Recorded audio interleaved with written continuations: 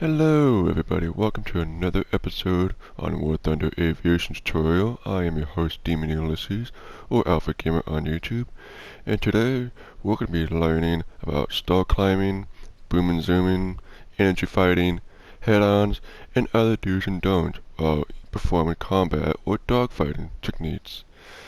If you're a brand new player, feel free to subscribe for more content for how to play in the aviation tech tree.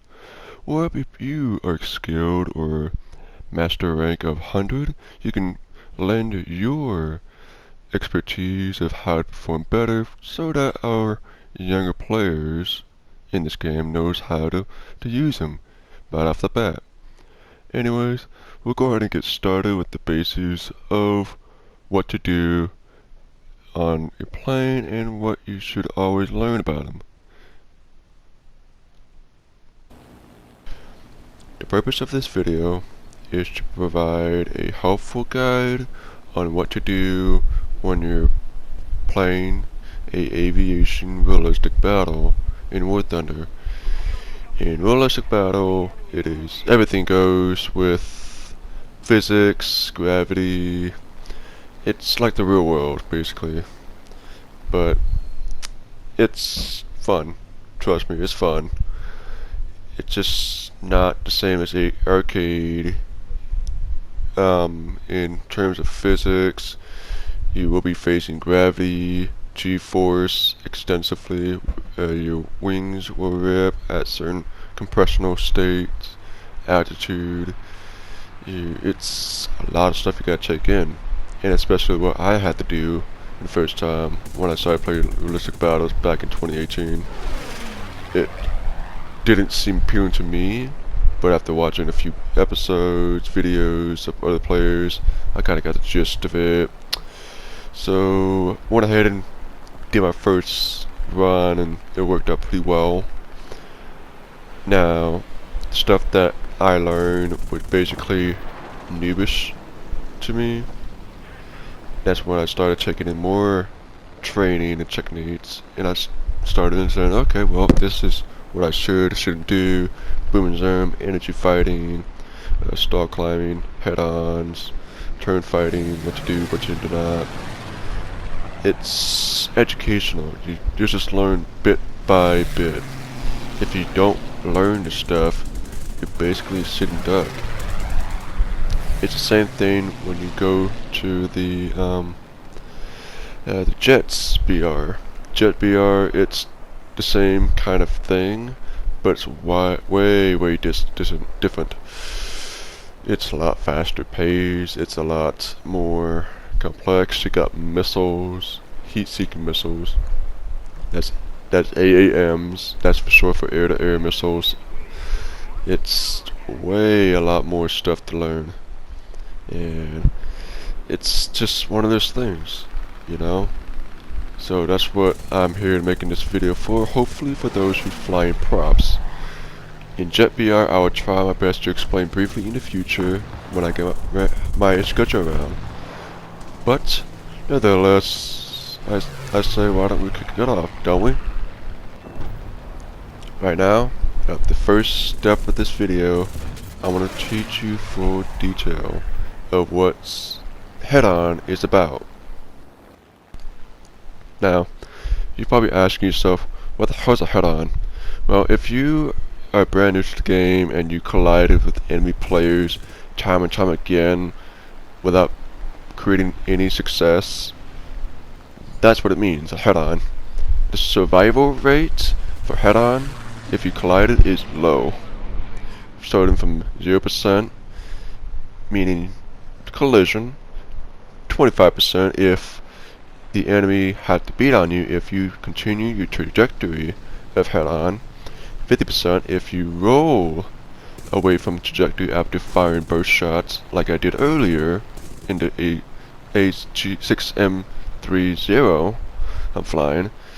You will be able to withstand and survive and move out of the way and try and make your dogfight techniques.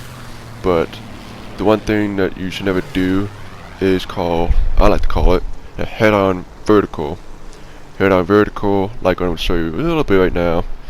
You're going to go up you're gonna lose your speed and energy because you're pushing all your altitude up, and it creates you very slow. It gets you so slow that you're gonna die if, let's say, an enemy player or his teammate starts to get the drop on you. So what I always suggest is you never ever do a vertical head-on. Only do it at times when you're able to be cleared from your area. Now, real quick, it's this Firefly I'm going to show right now. He decides to dive down on me in a boom and zoom, but I did this technique, vertical head-on, and well, let's see the rest. You don't always want to do that. Never ever, dudes.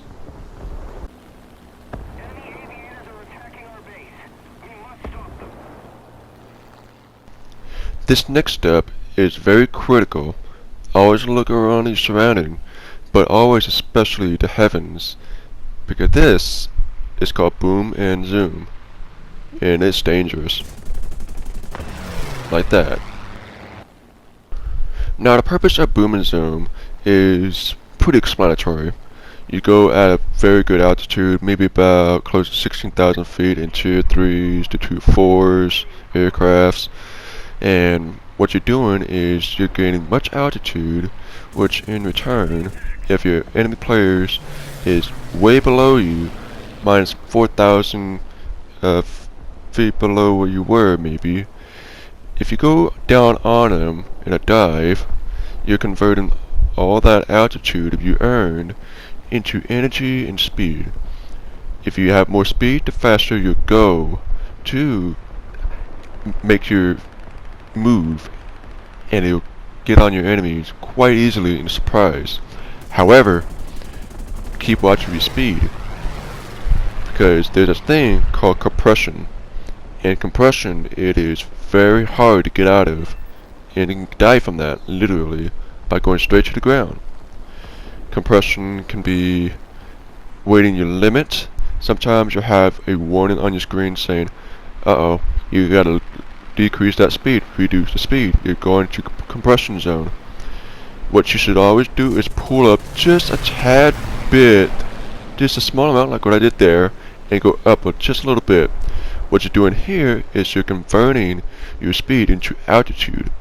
As you can see the numbers rising quickly, you're turning that into an advantage to continue your boom and zoom tactic over and over again on your enemy that's lower. The one thing that players like to do, like this one here, is they like to stall climb. I'll show you in a little bit what it means. Stall climbing can also lead to a better conclusion of your boom and zoom. Players who does stall climbing, avoid it, because you're going to be stuck in the air. Now, with this boom and zoom stall climb, you're going to put all that gravity on the enemy players going down on them. You going on top of them, having all your shots magically line up. It is amazing with this strategy, but it's also dangerous for everybody, including you. To tell if somebody is stall climbing for you, well, if you look very closely at their speed, if their speed is gradually decreasing so fast under their name, that means they're pitching up for you. So what you should do is you should pitch up as well, further, that way they lose more speed, you gain more altitude. Next, you hear gunshots and you dive back down, doing a loop, and you go to town on them. This stall climbing, what happens is you put in way too much of your energy to produce altitude, and as more energy or speed decreases drastically down to maybe past 100 miles per hour down, you slow down. This is not a good idea. What you should do, players, what you should do is just keep flying away until players above you decide to dive on you. If they do, just roll away into the circle like going inside of them, but just don't stall climb. You're going to die real quickly, like this P-39N.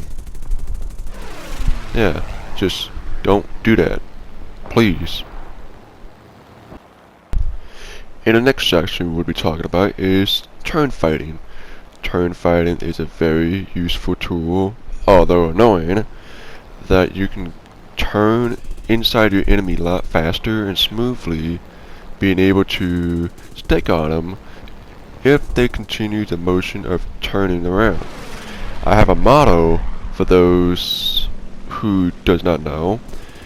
If you are too thick to turn quick, that motto is for those that are flying heavy-weighted fighters, bombers especially, of course, because you can't turn like a Zero. So the planes that can fly so agilely and flexibly are your XP-55s, your Japanese Zeros, your Oscars, I believe J2M2s if their speed is up. I have not gone further in the tech tree yet for the Japanese, but my point is that you can turn fight easily, getting on your enemy's ass and being able to rip them to shreds like shredded cheese. So the best way to avoid turn fighting players like the Zeros is by keep going in a straight line with the Spitfire right on the screen. Should have been done, because I don't have very good armament, I don't have very good speed, but I'm very good at turning, and that is his mistake right there. The only thing that really misinterpret players the most is that you think that you can gain the upper hand by turning. That is not always the case in turn fighting. Like I mentioned earlier in the video, and also I believe on episode 1, always learn your plane. If you don't learn your plane, you're not going to be good at it. You're not going to love your plane because it's not doing what you want it to do. It's because you're abusing its potential, its role, and its job. So it's pretty explanatory. In the next clip, I'm going to be teaching you how to do energy fighting, and it's sometimes easy, sometimes hard, but at times it's going to be a breeze if you keep all that energy and altitude up and going.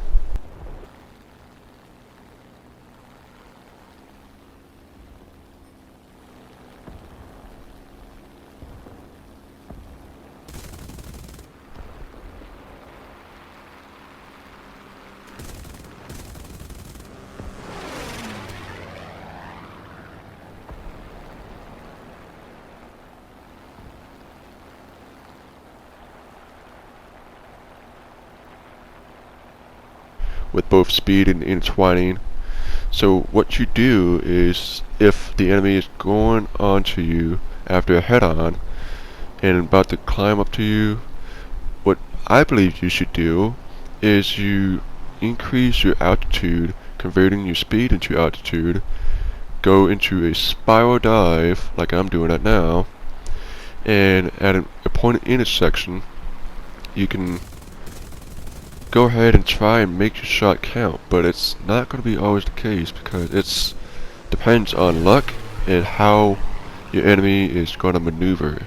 If they go into you, it may not work, but if they go outwards to just a little bit, it could work. It's just all it plays in energy fighting is your speed and altitude.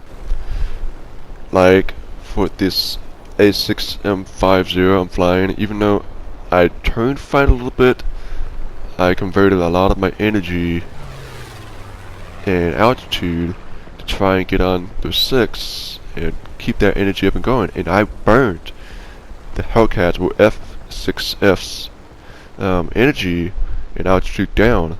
He underestimated my Zero. So my point is, and I will leave a link to DEFYN or Diffins. YouTube channel, including his videos about this, down into the description of how to energy fight. It's really complex, complicated, and sometimes you just gotta practice it, and at times you'll get better at it. But the point of all this video is practice does perfect for you. The more you practice with the plane in test battles or versus battle, whatever, or even online, you get better at it. And the more you learn about your plane, it makes your plane that you like to fly the most your favorite. So yeah, I really hope that some of these lessons are very well taught and something that you should keep an eye on. This concludes our aviation tutorial episode. I really hope you guys find it really helpful. If you feel like it helps you a lot in your future gameplay, or if you think it really should be noted outwards to players, give it a like. Tell your friends who are also playing the game that's struggling, or if you want, you can add in some suggestions for players who's come across the videos and given your piece of story. My name is Demon Ulysses, or Alpha Gamer on YouTube, and I thank you guys very much for tuning in to this episode. Auf Wiedersehen, friends.